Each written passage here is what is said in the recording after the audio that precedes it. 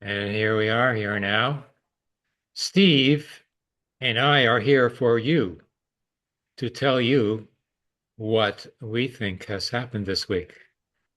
Because, you'll get a lot of journalistic reports, of the empirical facts and all that, that the commercial media will not tell you about. Okay, fine, nice job. Clap, clap. But it's time now to analyze what's happening, where it's going on, and what's going to be happening. And we can know what's going to be happening because we can analyze the dynamics of the political forces that are operating.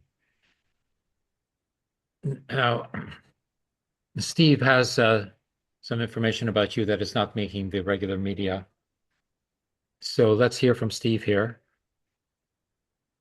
Well, hello, everybody. Thank you. Want to talk about the number of people who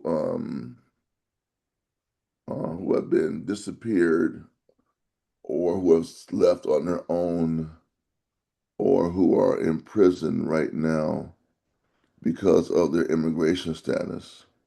And this isn't a story anymore in the United States. It's really not talked about anymore, which is really a shame. But I want to talk about a little bit because um, you know, a lot of cities, if they had migrant people on the street, if they are selling food, doing casual work at Home Depot or other self-improvement stores, if they were present in the schools, you know, this kind of thing. There's been a drastic drop in the numbers. It's really been Um, it's really been alarming to me, but people aren't talking about it, and it's become normalized. Um, and once it becomes normalized, that's a problem. Whenever you have social oppression become normalized, you're you're in bad shape. So the research I did last week was kind of interesting, actually. The estimates on st students leaving schools is quite interesting. Um, I'm trying to share something with you right now, so give me 1 second, everybody. Okay, right here, we got it. Boom, it's shared. Here we go. Here's an article in the LA Times about week and a half ago. School enrollment drops amid ICE raids. We just don't know what happened to them. What kind of statement is that, Abraham? Hmm. We just don't know what happened to them. The students are gone. Yeah. Trump administration immigration crack are driving unexpected numbers, are driving unexpected enrollment declines in U.S. schools. Only this paper talks about it, LA Times. Great reporters. Harold Bloom, great reporter. Great reporter. Kate Payne, LA Unified lost 7,000 students last year. That's a lot of students to lose. Yes, it is the second largest in the country. Yeah. Newcomer student enrollment has seen steep drops. Incredible. Yeah. Yeah, yeah. The report I saw from research I do said that the United States, I don't know where they get these numbers. They estimate that 1.9 million people have self-deported. Again, I don't know where they got the number. Okay. Hmm. So 2 million people have left on their own. Hmm. So there was 66,000 imprisoned across the country, around the world. And I think there were 35,000 who were being held, who were, um, yeah, there's other numbers, but that number alone, if 2 million had left on their own, and 66,000 are being held in jails and prisons, that's a lot of that's a lot of people. And 66,000 in this past year or yes, within this year, right? Since because the crackdown now, Trump's crackdown began in January. uh, Now people will say, well, Obama had crackdowns and Biden had crackdowns. That's true. But Trump made the issue of it, linking them to crime, to being people that are unwanted or are garbage. Remember, he used the word garbage for Ilhan Omar, and the Somalis call him garbage. So I just want people to kind of think about this. People are no longer on the streets. I'm telling you, I've been in some cities where you don't see people selling food anymore on the street. You see, it's diminished significantly. I do mean significantly. Um, People who would sell flowers or work odd jobs, sell food at events. Significant decline, not a little decline. This is the impact when you have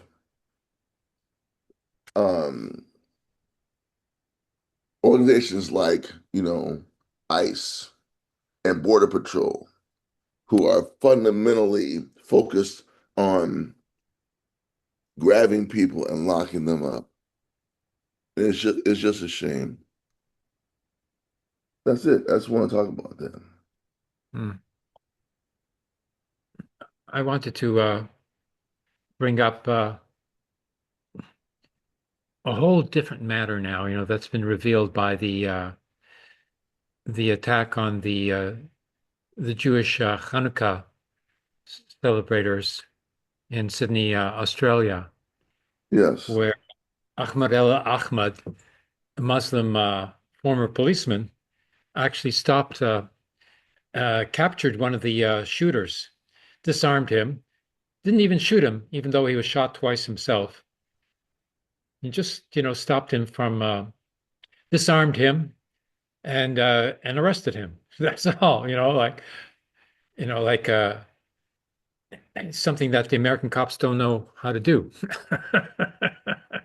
And wouldn't have done in the first place. There were two cops, Australian cops, at the beach at the time who were supposed to be the security, and all they probably did was run away and called for backup and ran away. Yeah, well, this guy, he did it. Okay, he stopped the massacre. Now, this is an indication that there's two different mentalities operating here. One, the two shooters, a father and son, who picked up ideas of ISIS on the internet and became militants, on their own, decided they were going to do this action. And then, this contradicts, the cliche that is announced by many sort of people who call themselves anti-Zionists, saying, "Oh well, ISIS is just, a militia financed and supported by the Zionist states, and that's why they never attack Israel." Well, maybe they couldn't, like that's not a definitive proof of anything. So here we have some ISIS inspired individuals who are attacking a Jewish cultural event of Jewish people who may very well be pro-Zionist, because Chabad, which sponsored the event, Chabad is an international Jewish missionary movement for Jewish people to bring back assimilated Jewish people into being something of a Jewish person again. according to Chabad, which means becoming somewhat religious and supporting Israel, even though there's a lot of people in Chabad, who don't support Israel. Okay, so on the one hand, you have the Jewish people there who are going to an organizational event which is pro-Zionist, but it was not a pro-Israel event in and of itself. There were no Israeli flags there. It was an occasion for Hanukkah, a celebration of the rebuilding of the Jewish temple in Jerusalem, and doesn't have any sort of uh, violent associations with it like Purim does. So, these Jewish people are in Australia. They're not in Palestine. Number one. Two, they may be Zionists, but they don't know. They don't even know what Zionism is in the first place. They think it just means being Jewish or pro-Jewish. So they've been indoctrinated. So they need to be spoken to by other Jewish people who are not Zionists, who could have gone there and educated them. Totally open space, you know. But is there a Jewish movement that's doing that? Well, in Melbourne, there's a Jewish Bundist movement, but all they do is, speak Yiddish. I've tried to, speak to them, communicate with them, to inspire them to take a position against the genocide in Gaza, and there's no response from that Jewish Bund. That's the Jewish Labor Bund, social democratic uh, Jewish organization that calls itself socialist, yes, but has never done anything, to oppose Zionism. The Jewish Socialist Bund, which is us, is the one that is carrying the revolutionary tradition of the Jewish Bund from Warsaw, Poland, that fought against fascism and opposed Zionism from the very beginning. And that means, 1947, 1948, when the Jewish Bundist refugees refused to go to Palestine, even if, they were refused a visa to any other country. Who knows what happened to them? But the Bundists, were even beaten by the Zionists in the Jewish refugee camps after the Holocaust because they were telling people not to go to Palestine because that would mean going to war against the Arabs, against the Palestinians, and they opposed going to war against the Palestinians. On the other hand, we have Ahmed al-Ahmad, Muslim man, who is most likely anti-Zionist, but he was against the massacre of the Jewish people on the beach there in Sydney, Australia. Now, what were the Jewish Hanukkah celebrators on the beach in Sydney, Australia about? They're not in Palestine. By definition, Zionism means that all Jewish people should go to Palestine, colonize it on behalf of a Zionist state, which calls itself a Jewish state. They didn't do that. So, according to Zionism, they're not Zionists because they haven't fulfilled, what the Zionist ideology requires of Jewish people.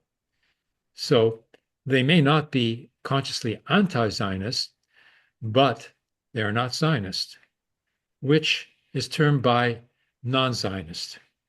Non-Zionist is not Zionist, it's not anti-Zionist, but it's not Zionist.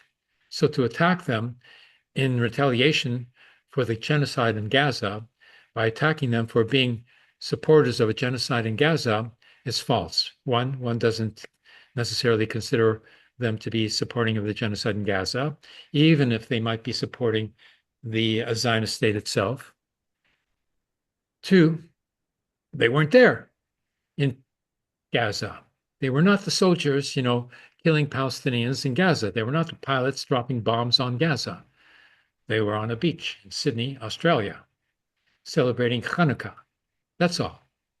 And yet they were attacked because the ISIS mentality, it would seem, as well as uh, the mentality of many Marxist thinkers in the Palestine Solidarity Campaign, believe that what they are dealing with in terms of Zionism is Jewish supremacy.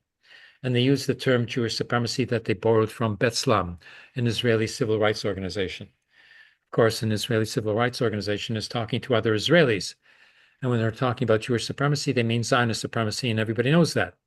But outside of Palestine, if you use the term Jewish supremacy, you're not talking about Zionist supremacy. You're talking about Jewish people. And you're not even talking about Zionism, like you're talking about, like Jewish supremacy as if, this was the Jewish people taking over the whole world, as if, Jewish people control the United States of America, as if Jewish people controlled France, as is often alleged, saying that, the Jewish Zionist organization there, CRIF, controls the French government, which is contradicted by the fact that the president just came out in favor of recognition of Palestine, which he was obliged to do for international credibility. Not that they're doing anything about it, but obviously, like the Zionist organization in France, CRIF, would not be in favor of the recognition of Palestine. So they couldn't possibly be supporting the government of France to that extent. They may have certain influence, yes, but the reason why France and the United States are pro-Zionist is because they are Christian. And Zionism is just Judeo-Christianity, as Netanyahu himself announced when he spoke to the Christians United for Israel conference in the United States of America with Haggai. So it's not Jewish, it's Judeo-Christian. It is a colonialist ideology that has been imposed upon the Jewish people and imposed a a supposed solution for the Jewish people by directing them, to Palestine. When the Jewish refugees, were in the refugee camps, like my parents were in Breslau, in Germany, after the Holocaust, after the Second World War, they,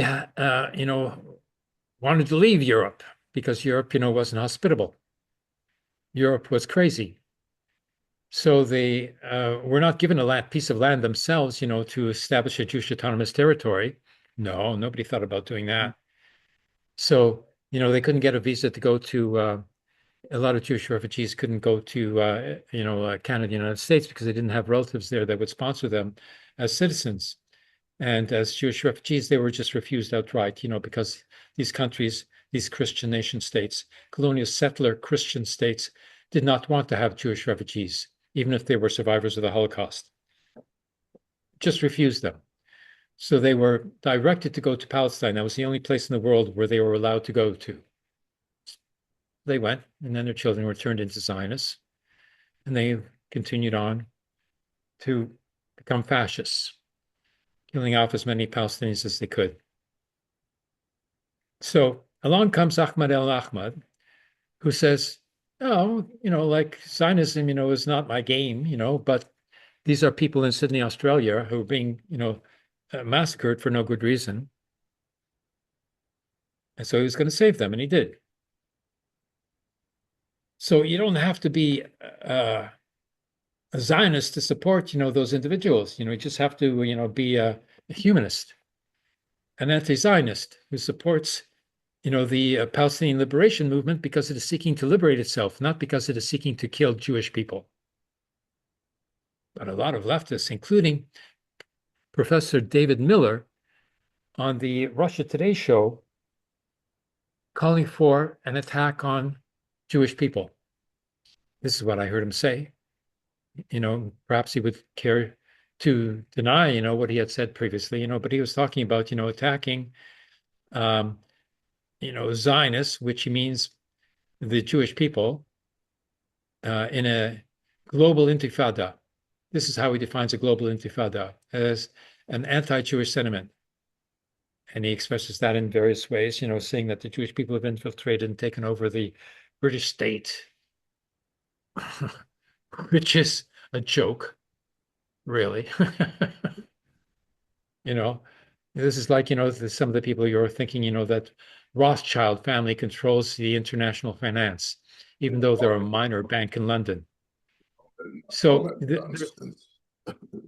there's obviously two different sort of mentalities here. One, and they're both, claim to be anti-Zionist, but one is anti-Zionist and anti-Jewish, another is anti-Zionist, and for the liberation of the Jewish people from Zionism, completely different. We of the Jewish Socialist Bund call for the liberation of the Jewish people from Zionism. And we have been successful in achieving this to a great extent. Now, 61% of Jewish Americans are opposed to the genocide in Gaza. Amongst the younger people, it's even higher, like 75%.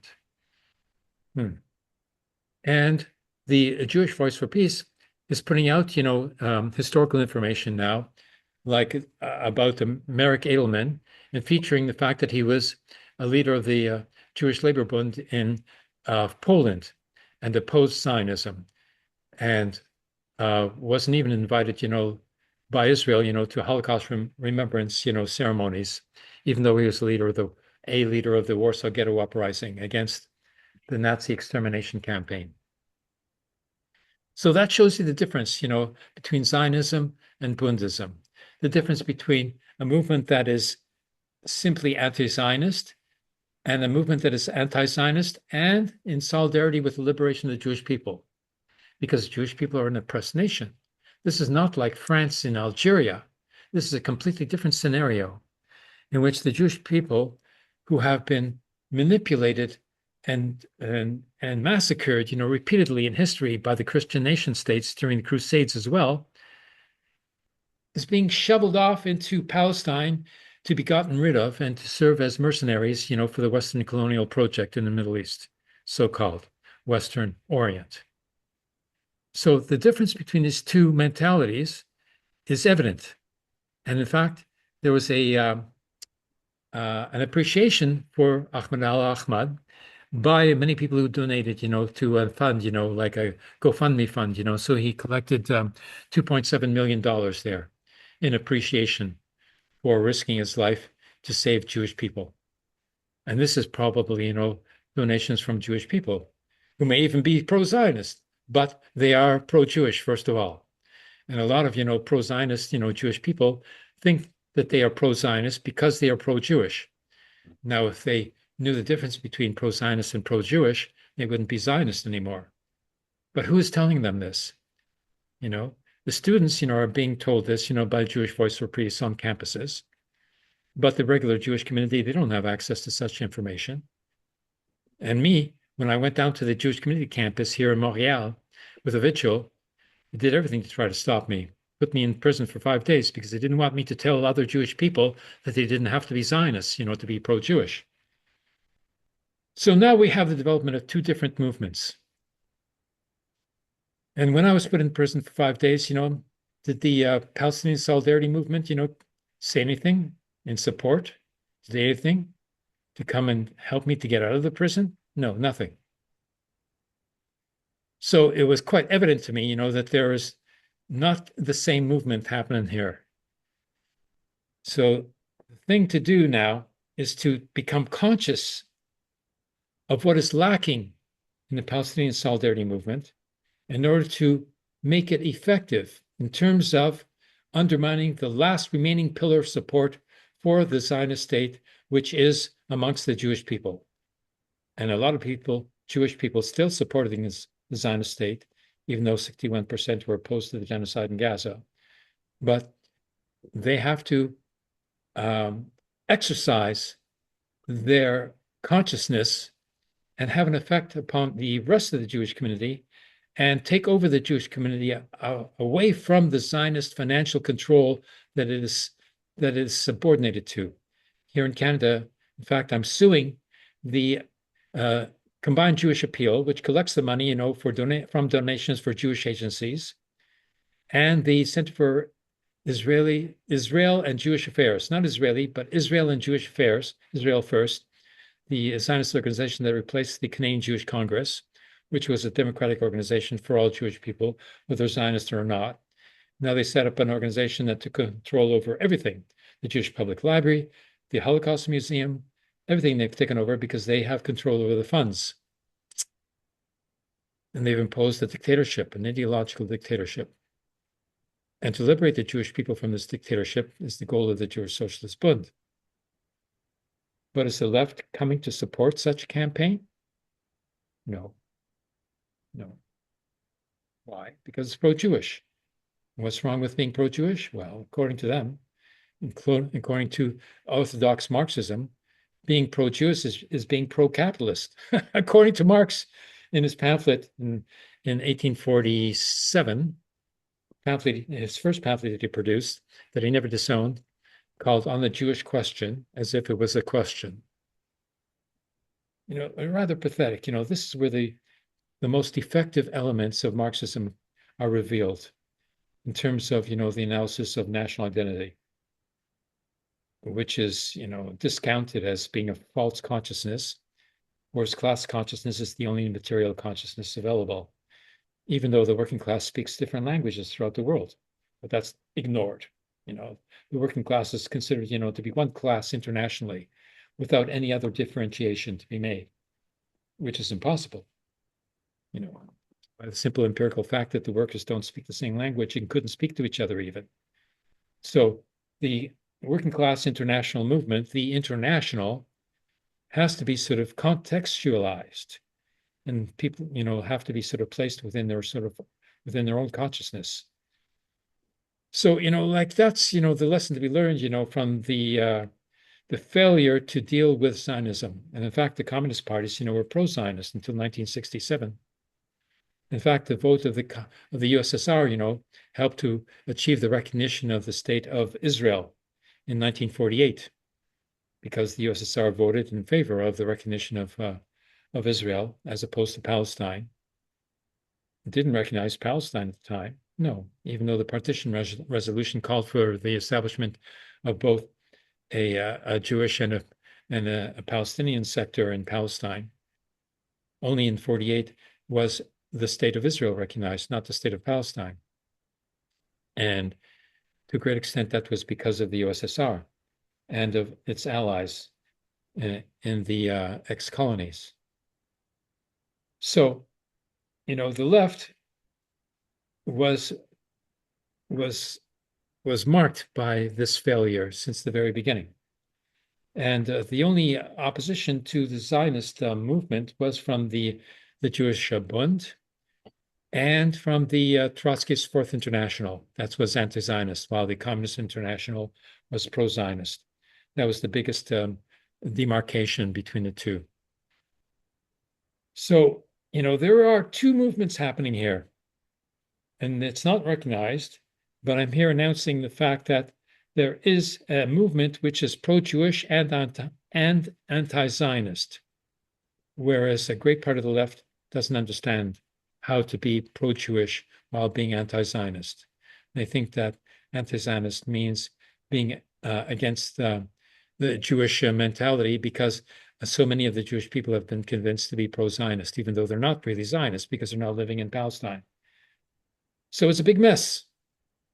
And here I'm addressing this failure of the left to cope with Zionism and to cope with Jewish identity, and calling out the left to reconsider its position and to adopt a Jewish Bundist perspective, which is anti-Zionist, but in favor of the national cultural autonomy of the Jewish people in their countries of residence as well, which means self-defense against anti-Semitism, for example. Okay, that's what I have to say. Great. Well, thank you. That's very important. Very important statement. Yeah. Yeah. Very, very important statement. So where do we go from here? What's happening with the Americans? Are they changing? I mean, they don't want a war with Venezuela.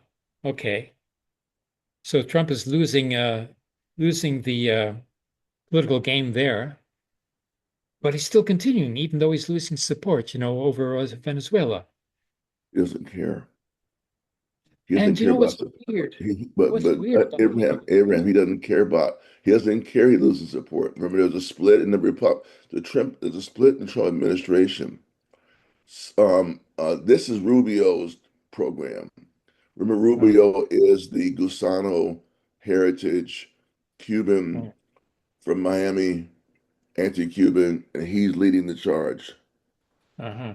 Trump is Trump is the face. Trump knows nothing about Venezuela. Trump is a Mm, racist. Trump is a face, and just released his new so-called Trump corollary to the Monroe Doctrine, and that's what's fueling it. He could care less about seekers. Let me tell you something. If he had 1 million people in the streets today, every weekend of the anti-Kings, there's a No Kings rally coming up. Mm. I think in January or February. They may care about that. But Venezuela, this is the issue I mentioned, I think, last week. Maybe I didn't mention it correctly. As long as there are no Americans coming back in body bags, we're dying in the streets of in the mountains of Venezuela. No one on the ships, no ships being sunk by Venezuelan military self-defense attacks. Then Americans, to me, on even though they may poll that they're opposed to Venezuela, are not going to do anything. This is my view. Also, okay, I'm gonna say something else. I don't know. I'm trying to say it correctly because I don't want to sound incorrect here. It is easier to support Palestine than it is support Venezuela. It is. Americans know nothing about Venezuela. Not really. It's a long ways away. But Americans know something about Palestine because there's been a movement of Palestinians for freedom. So it's easier to latch on to that than a movement against a movement for sovereignty. Americans in general, I don't know, I should really don't give a damn about sovereignty of other countries. They really don't. Mm. No, no, they really don't. I mean, whereas except for Israel, I mean, the U.S. allies.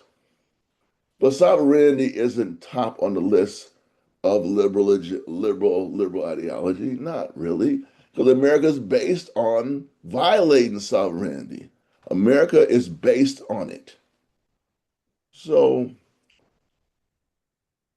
this is my opinion. I can't give you any data to back it up, but Venezuela is having a problem generating support in America against the oil tanker seizures. There's been two oil tanker seizures so far.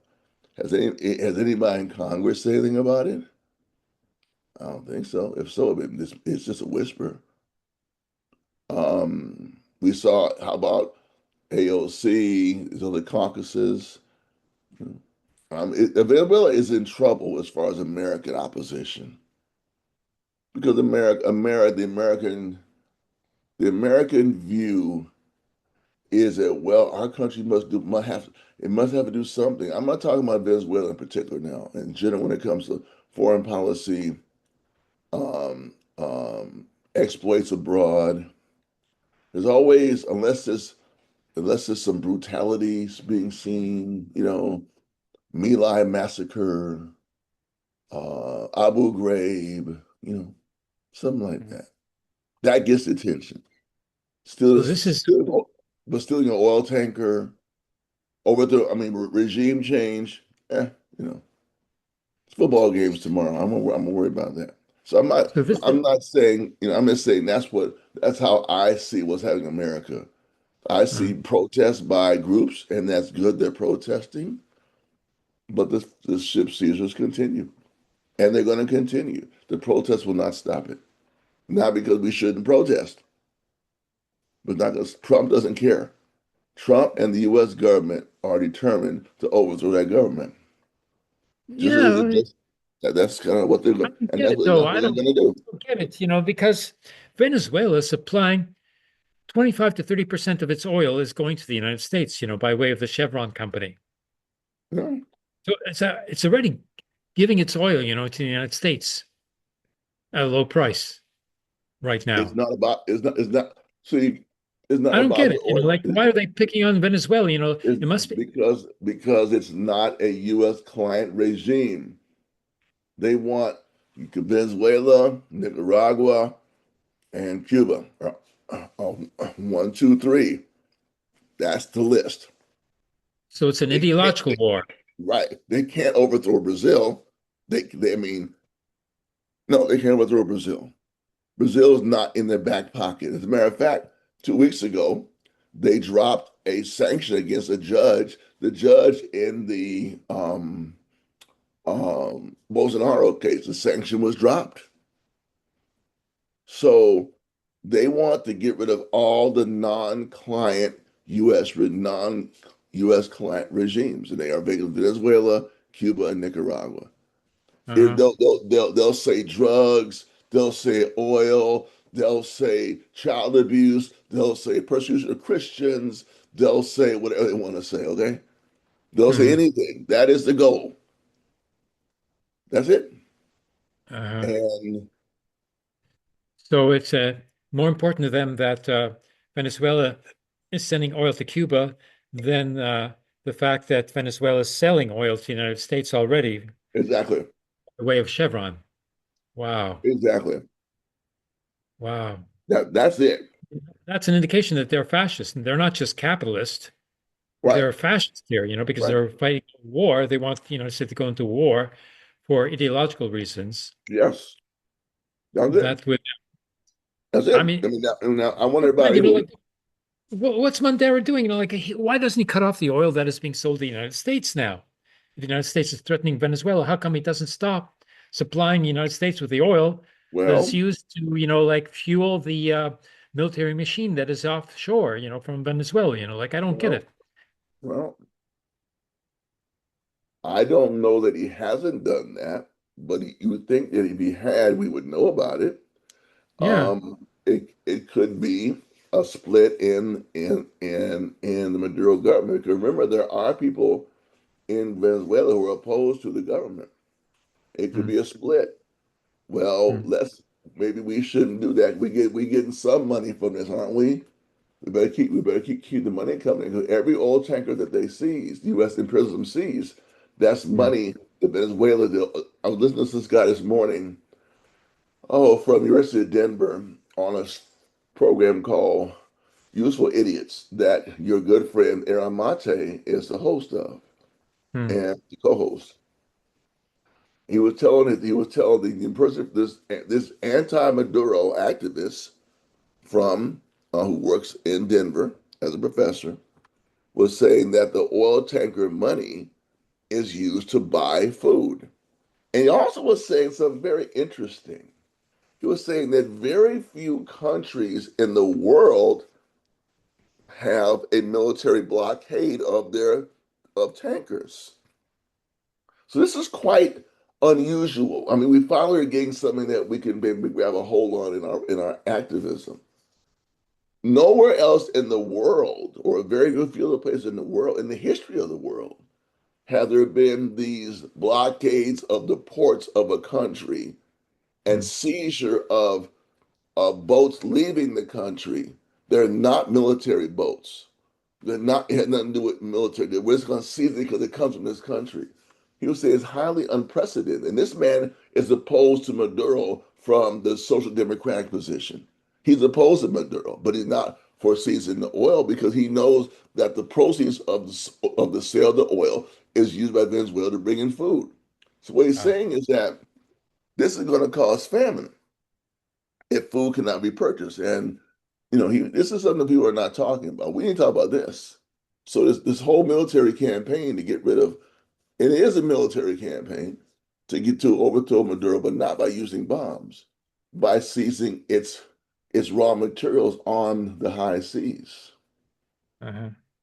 Yeah. Mm. So I I see your point, but if that's the only way if they allow that money in, what's interesting is the United States doesn't sanction Chevron, so you can't buy the oil. That's what's interesting.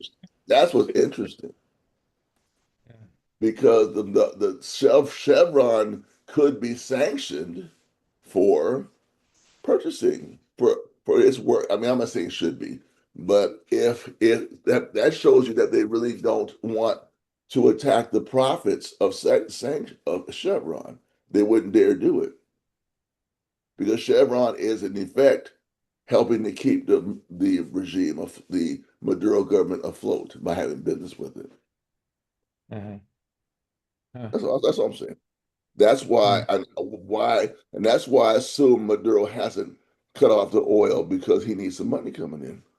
Uh, but they must be like so disorganized, because Venezuela is a country that has three growing seasons.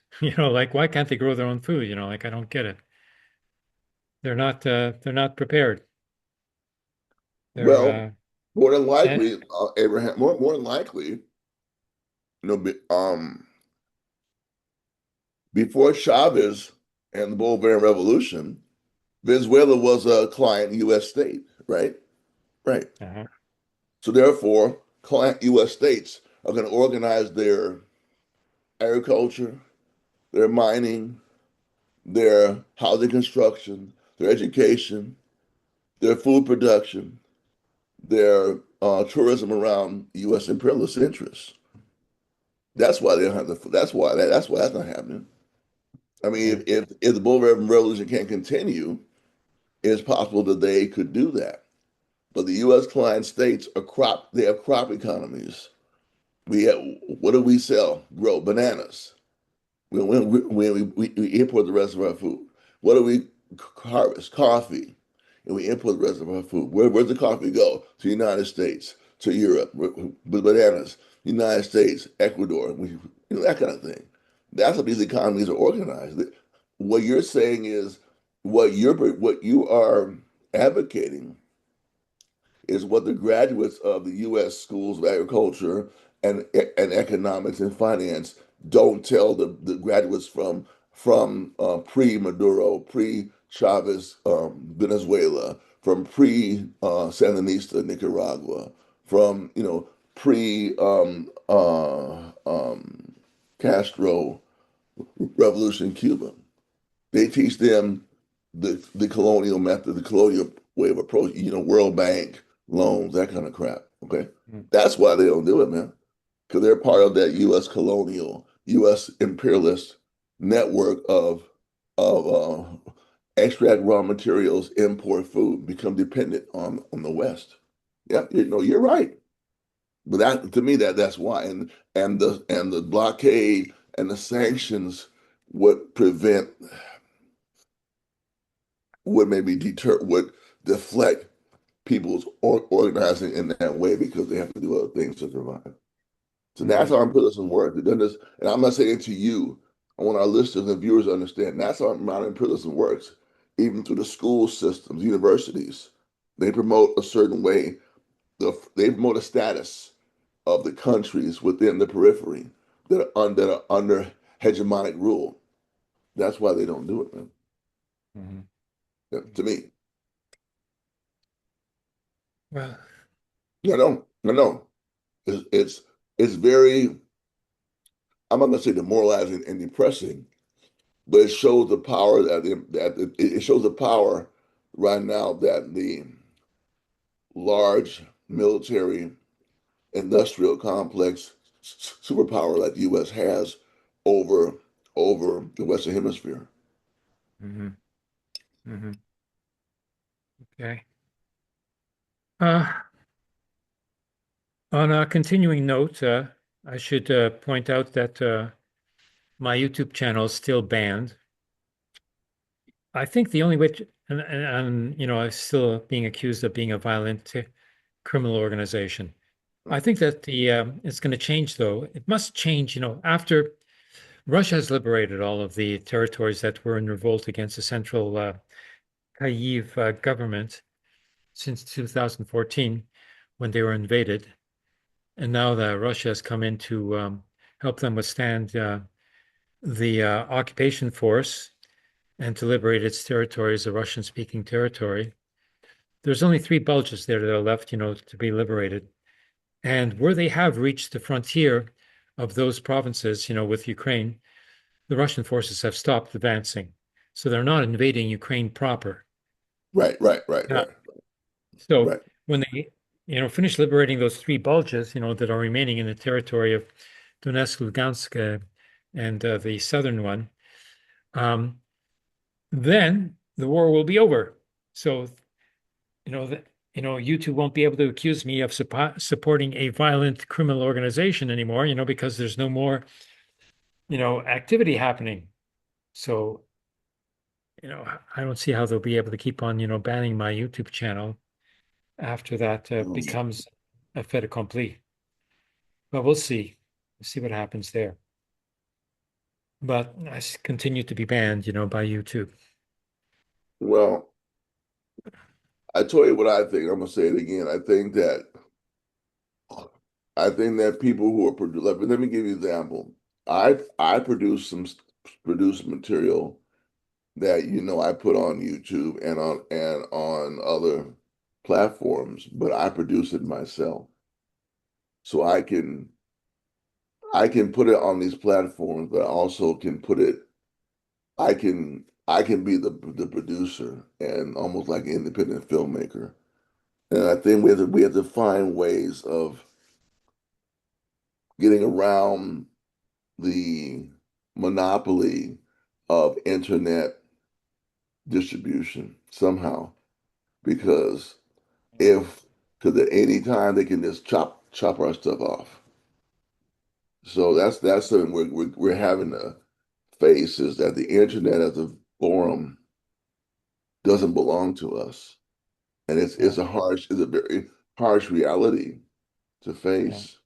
But right now, unless you have your own internet people can access. That's not owned by your own, excuse me, your own channels. So YouTube is not your channel. yeah.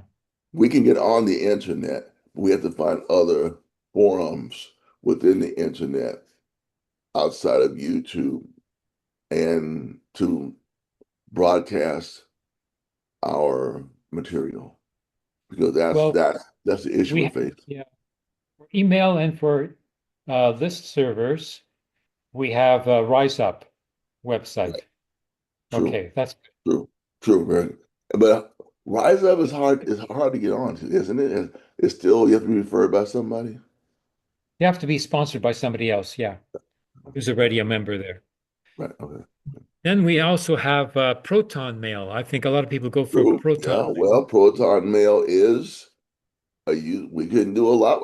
Right now they have docs and they have a VPN, and we Hmm. could and you can set up. I'm assuming well, list serves. I mean, yeah, you're right. Right. It's true. That's very true. Very true. Very true. We Okay, have but to. so that's good for email. Email and email lists, are set up and are independent on the internet now. Right, But we right, don't true. have an independent platform for videos. That's it. That's what's needed. Yeah. That's a critical um vacancy, or something that's we need to fill. Once that's filled, Yeah. um, yeah. I don't know if Yandex does Yandex have that video? I don't know. Well, so far, like what's adequate is Substack for True, true, true, true, true. That's it. essays and but for uploading a video, you can't upload a video directly to Substack. Can only put in a link, to a video. So I use TikTok to upload the video, but that's not stable, because TikTok has been bought to some extent, by a Zionist agency. But so far, they don't seem to have controlling interest in that. I haven't had any harassment there on TikTok. And then Facebook, seems rather stable. I have now 6.4 thousand subscribers on my Facebook account. I've been given, more of a professional operator status, so I can go beyond the 5,000 maximum for regular subscribers to Facebook. And I haven't had any censorship from Facebook for like last 4 years or so, so Right. Okay. like those, leftists, say that one shouldn't be on Facebook. I wonder why. Well, I Like why are never they said saying that. that? Because No, I Zuckerberg never said Zuckerberg that. owns Facebook, and Okay. the reason not to be a subscriber to Facebook is because Zuckerberg is the name. is, Well, like is Jewish, like is that the reason? Like I don't well, get it. but I still think even in this, it's a victory that you are still allowed, that you're still able and capable of platforming on Facebook. But Yeah. I do think that the creation of an alternate video streaming Yeah. or video streaming platform is necessary, Yeah. and maybe Video AI can streaming do it. and chat Yeah, program. right. Yeah, we need because at this point they can they can eliminate the access. So if whoever out there is watching this program who's listening, if you are developing um, AI video streaming messaging platforms, please let us know because we Yeah. need that is what's lacking Yeah. so that you or me or anybody can just be cut off at the drop of a hat. If we if we can get access to the internet with such platforms, then if Then we don't have to me, send self-censorship, like, right, like right. all these others, like the gray zone, they are into self-censorship, because they're afraid of being blocked on YouTube. It's really a problem. It's a real problem there. Well, Yeah. and also, but not only that, right, right, it impacts what they can and will say. Yeah. Yeah, There is an independent chat program. I don't know if it's, like if it's really independent, but it's working and it's encrypted. Called Wire, WIRE.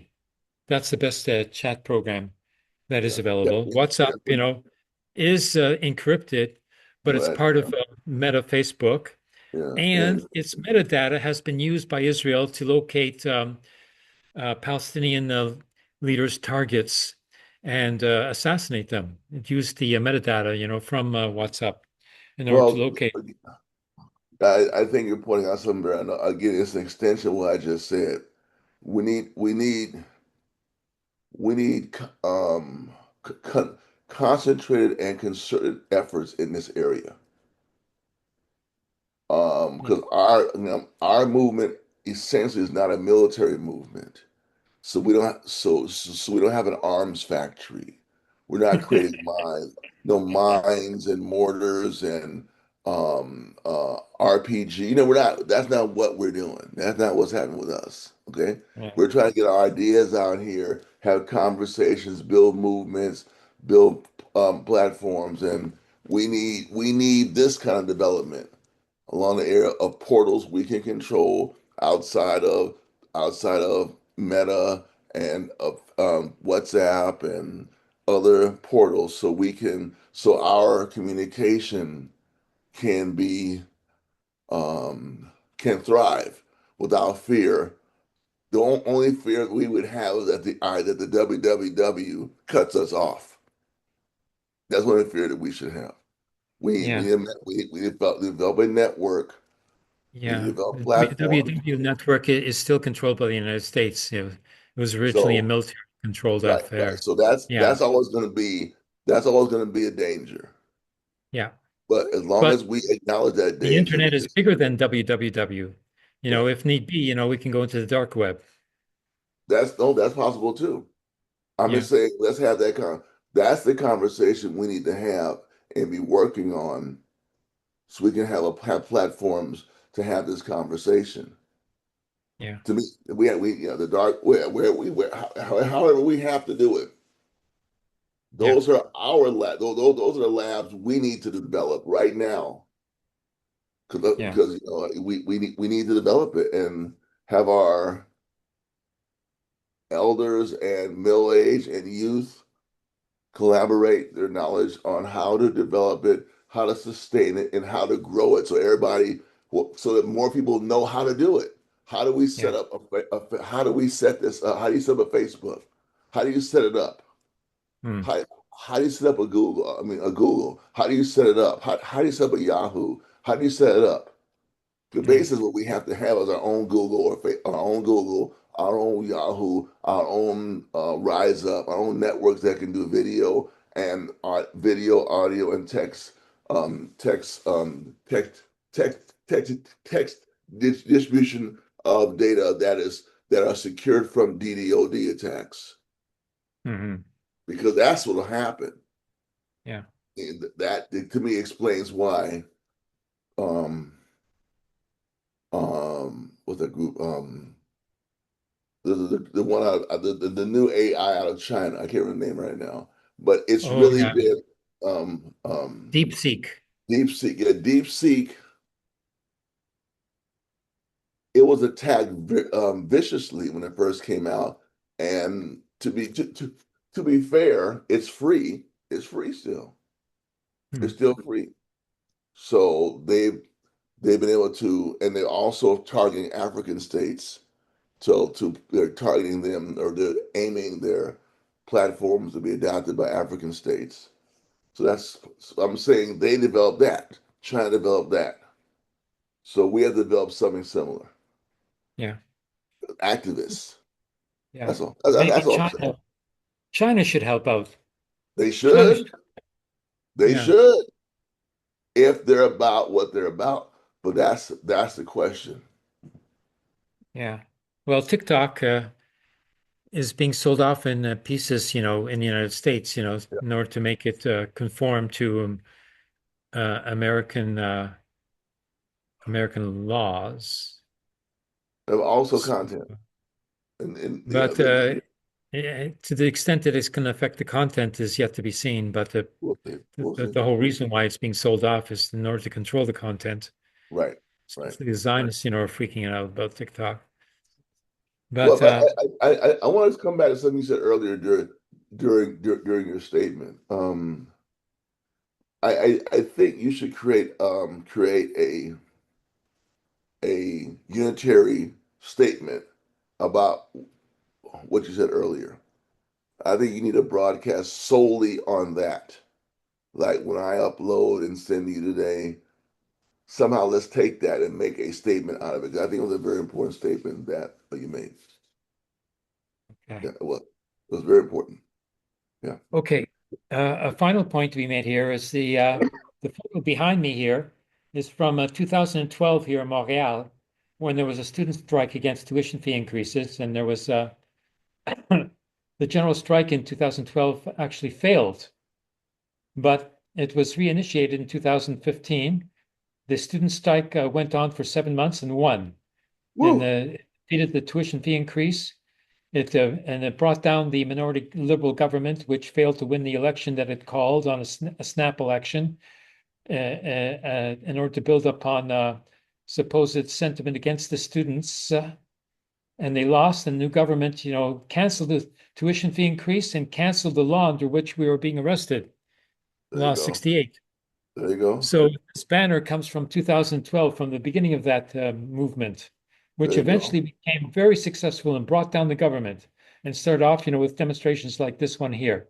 And that banner says for direct democracy, which means, democracy from the streets, when the people go out, and and uh, and tell the government what needs to be done, rather than just waiting, for the next election to happen, when you can vote for somebody who's not even going to follow through on what they're saying, what they're promising in the first place.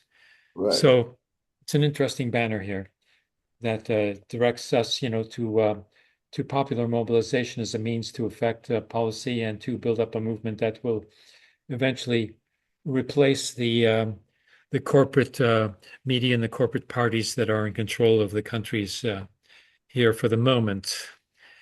So that's what's happening today. And here we are, here and now. Steve Struggl and myself, Dr. Abrahim Weisfeld of the Jewish Socialist Bund. And we will speak to you again next week. Thanking you for your attention again and asking for you to help out by sharing and letting other people know that there's an alternative, to the corporate and the journalistic platforms that exist already. Here we have an analysis for movement building, and we continue to do so, and nothing is going to stop us.